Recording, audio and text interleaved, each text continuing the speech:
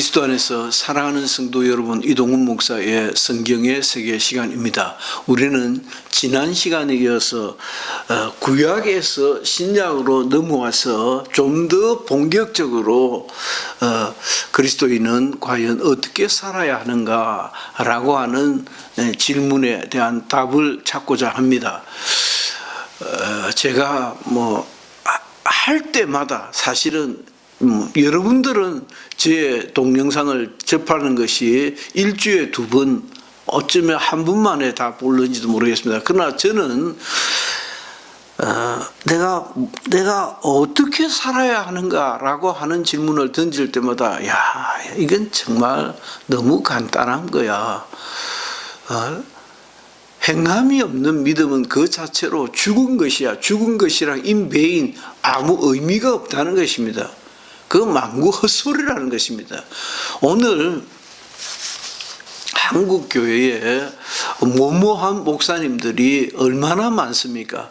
물론 저희 세대에 비하면, 저희 세대가 좀 더 젊은 시절에는 정말 우리 한국 사회를 정치적으로나 사회적으로 존경받는, 영향력을 미칠 수 있는, 요즘과 같은 선거 시즌에는 상당한 영향력을 미칠 수 있는, 예를 들어서 조용기 목사님이라든지 한경직 목사님이라든지 충형교회의 목사님이라든지 하는 모모한 목사님들 한두 분이었습니까?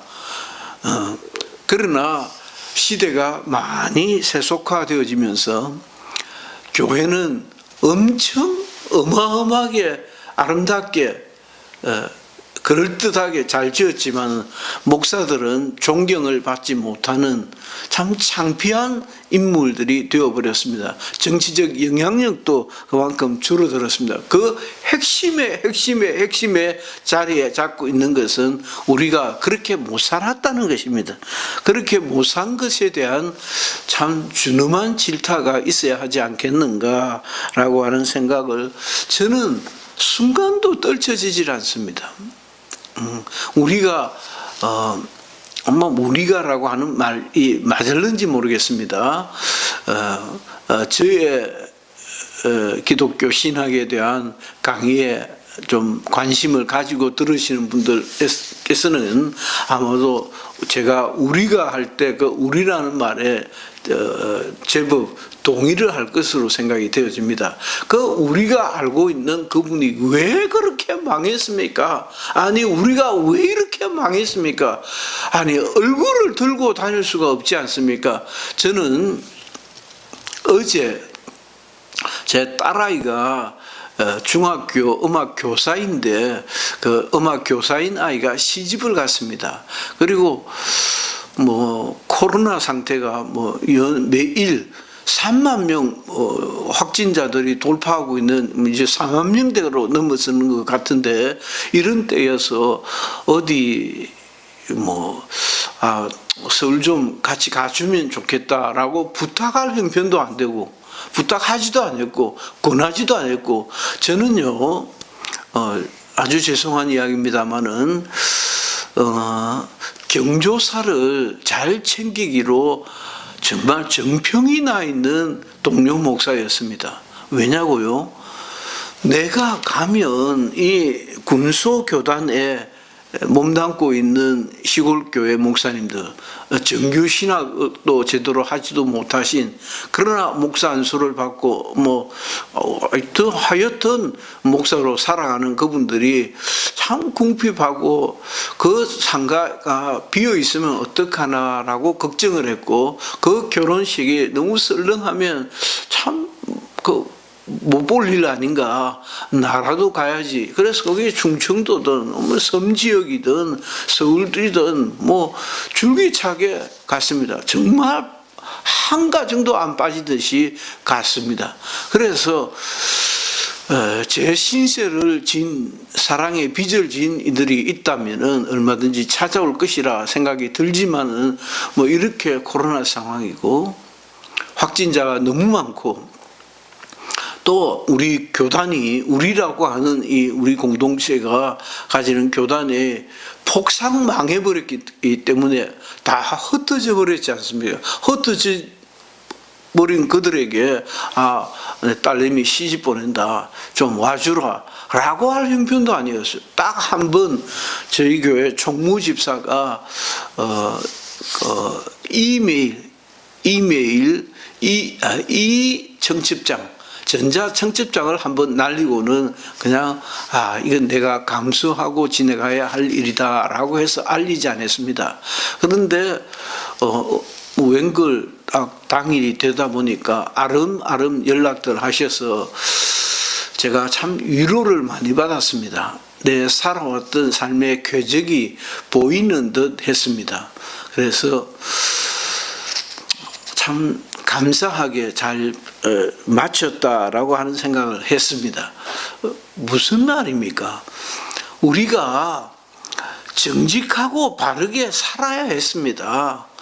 우리가 머리 들고 주의 복음을 전할 수 있는 그런 강심장을 자랑해야만 했습니다. 그런데 그럴 형편이 안 되었다는 것입니다. 왜 그랬을까요? 예수 그리스도의 메시지는 회개하라, 천국이 가까웠다 하는 The Kingdom of God, 하나님의 나라에 대한 이야기였습니다. 그 하나님의 나라에 대한 이야기가 오늘 현실 세계에서 어떤 의미가 있는가를 우리가 좀 더 살펴봐야 하지 않을까 하는 생각을 합니다. 예수 그리스도의 메시지는 그 초점이 천국이었음을 밝혔습니다. 그러나 예수의 메시지는 천국 플러스 알파 윤리적 관점이 상당하다라고 하는 것입니다. 하나님은 세상 일로 초연하시고 따라서 이 세상 일에 관심이 없는 그런 분이 아니라는 것입니다. 제가 어제 결혼식에도 아빠인 목사가 한마디를 해도 아이들에게 마음에 와 닿는 이야기를 할 수 있지 않겠는가 하는 욕심에서 제가 주례를 봤습니다. 주례를 보면서 그 얘기입니다. 가나 마을 혼인잔치에 참석하신 우연히 들리셨는지 어머니랑 같이 작정하고 들리셨는지 가나 마을 혼인잔치에 들리신 주님께서 그 흥겨워야 하는 혼인잔치에 포도주가 우리가 많이 쓴 와인이 떨어진 것을 알았습니다. 그래서 물로 포도주를 아주 양질의 고급 포도주를 만들어서 그 잔치의 흥을 깨뜨리지 않으셨습니다. 아니 주님께서 그런 쓸데없는 짓을 말라고 했어. 그런데 그렇게 하셨어요. 우리는 하나님께서는 정말 고고하셔서 이와 같은 일들에는 도통 관심이 없어서 그렇게 할 것이 아니고 사람이 떡으로만 살 것이 아니요 하나님의 입으로부터 나오는 말씀으로라야 살 것이라고 오히려 사람은 떡을 필요로 하는 존재이다.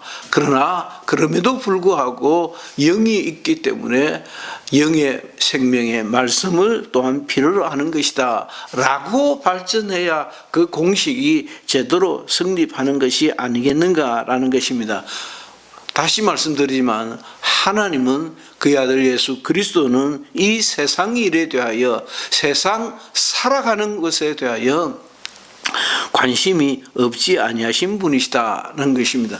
행함이 없는 믿음은 그 자체가 엄청 모순이고 엄청 거짓말이고 엄청 공허한 것이다. 말뿐인 신앙은 공허, 파렴치, 사기꾼의 형태 그 자체인 것이다. 그래서 어떤 정치 희망자들이 나오든지 그의 말과 행동이 그의 과거의 행적들이 일치한 것인가 아닌가를 따져보는 것이 참 중요하다는 것입니다. 제가 어제 또 그런 이야기를 들었습니다. 그분은 제 처형인데 대학 교수입니다. 금년에 이제 퇴직을 하는 대학 교수인데 그 교수가 전해 들은 이야기죠. 사실인지 아닌지는 모르겠습니다. 그 어떤 후보가 그 어릴 적부터 아주 고약했다는 거예요. 동네에서 아주 밉상스러워했다는 거예요. 뭐 동네 사람들이 안 있었을 겁니까? 동네 형님들이 계셨지 않겠습니까? 동네 아저씨 아주머니들이 내 자란 모습을 기억하지 않겠습니까? 예컨대 저는 부산시 서구 서대신동 골목시장의 밥상사 아들이었습니다. 저를 보고 하는 말은 아주 간단합니다. 아이고 훈아, 아이고 훈아. 그 동네 어르신들이 보면 아이고 훈아, 떡 먹고 가라. 떡장사 아주머니들 떡 먹고 가라. 단술 한 잔 줄까?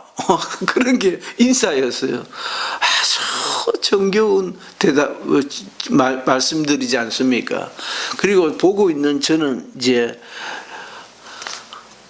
떡 장사를 하시는데 떡을 4대째 만들어 파시는 분이 있습니다. 한때는 저희 집 앞에 노점에서 장사를 하셨는데 대를 잇고 이어서 지금은 가게를 하나 차려가지고 있는데 저는 그 근처만 가면 꼭 그 집에 와서 몇 봉지를 사가지고 와서 어머니도 드리면서 엄마 이건 어디 가서 가져온 거야. 우리 집 앞에서 장사를 하셨거든요. 참 잊을 수가 없어요. 그 길을 들리는 그 발걸음은 정말 행복하게 느껴지는. 그래서 어떤 데는 과일도 사서 그 이웃에 있는 병원의 친구 장로님에 전하면서 아이고 아저씨 제가 저기 저 집 아들이었습니다 하니까 아이고 고향 생각나서 또 팔아주러 오셨네 그렇게 하시더라고요. 우리 주님도 이 세상 일에 대하여 초연하신 분이 아니셨다라고 하는 것입니다. 그 예들을 성경 가운데서 한번 찾아볼까 합니다. 마태복음 25장 31절로 46절 사이에 양과 염소를 분리하는 이야기가 나옵니다. 아주 유명한 본문이지요. 25장은 천국과 지옥을 한번 연상해 볼 수 있는 그런 본문입니다. 최후 심판 때에 표준의 기준이 여기에 표시되어져 있습니다. 즉 어려운 처지에 있는 사람에 대하여 관심이 있는 사람은 없는 사람은 하고 구분하셨습니다.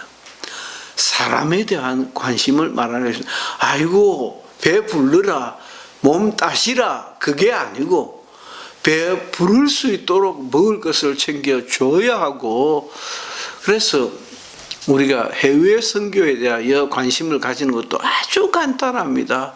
아니 본국 교회가 관심을 안 가지면 누가 도와줍니까? 누가 선교사님들을 도와줍니까? 우리 선교사님들이 어디 가서 큰 소리를 칠 수가 있겠습니까? 어디 가서 선을 베풀 기회가 있겠습니까? 아주 쉬운 것입니다. 뭐 그렇게 어렵지 않습니다. 돈 많이 드는 것도 아닙니다. 제법 큰 교회면 한 1000명 이상 되는 교회는 얼마든지 어렵고 힘든 지역을 택해서 선한 일 복음을 위하여 크게 역사할 수가 있다는 말씀입니다. 누가복음 16장 19절로 30절 사이에도 부자와 나사로에 대한 이야기가 있습니다. 부자와 나사로에 대한 이야기의 핵심이 무엇입니까? 그 부자는 나사로에게 아주 신사적인 대우를 못했다라는 것입니다. 그 부자는 거지 나사로에게 아무런 관심이 없었고 학대했습니다. 그리고 누가복음 10장 29절 이후에는 선한 사마리아인의 이야기가 나옵니다. 누가 내 이웃이냐?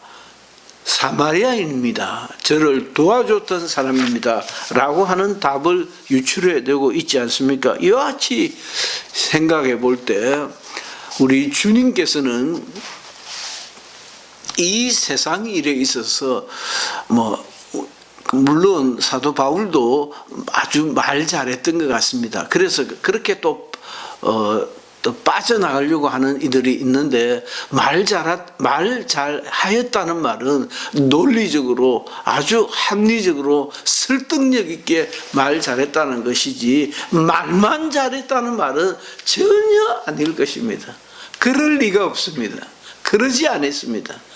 사도 바울은 정말 고린도전서 고린도후서 사이를 보면 아주 모범적인 사역자였던 것을 알 수 있습니다. 말하자면 한국교회를 말아먹은, 한국교회가 많게 해버렸던 그런 나쁜 선배 목사님들 같이 안 했고 정말 모범적인 복음 전도자였던 것을 알 수 있습니다. 그는 피 터지게 주를 사랑했고 주의 복음을 전하는 일에 전신에 다 바친 것을 알 수가 있습니다. 자, 우리는 기독교 윤리에서의 중요한 관심은 천국 복음 플러스 알파 이 세상 일에 대한 관심의 중요성을 다시 한번 표현하고자 합니다. 기독교 윤리를 이해함에 있어서 기본적인 것은 영혼 플러스 육체에 대한 관심이 있어야 된다. 그래서 정말 따뜻한 마음, 저는 크로닌이라고 하는 사람이 쓴 크로닌이라고 한 사람이 쓴 천국 스토리, 천국 이야기를 무척 좋아합니다. 거기에는 가톨릭 신앙이 배경이 되어져 있는데 중국 선교사로 가는 그 그레고리 팩이 주인공으로 나와서 아주 좋은 영화도 만든 것이 있습니다. 그 영화에는 전국의 열쇠입니다. 그 영화에는 제일 중국 연안에 도착하는 장면부터 나오는데 원래 소설은 어린 시절부터 그 가톨릭적 배경을 가지고 자라는데 주인공이 그가 사제가 됩니다.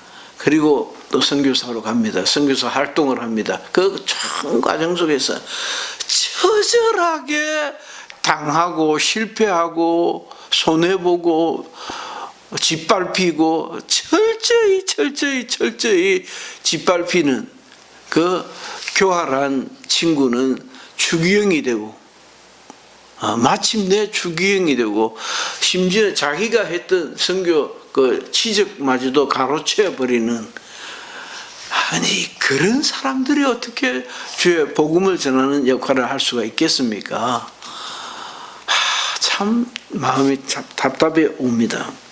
두 번째는 기독교 윤리를 배경이 되는 신약 성경에 깔려 있는 두 번째 관심은 기독교 윤리적 행위는 보다 더 적극적이고 보다 더 긍정적이다라고 하는 것입니다.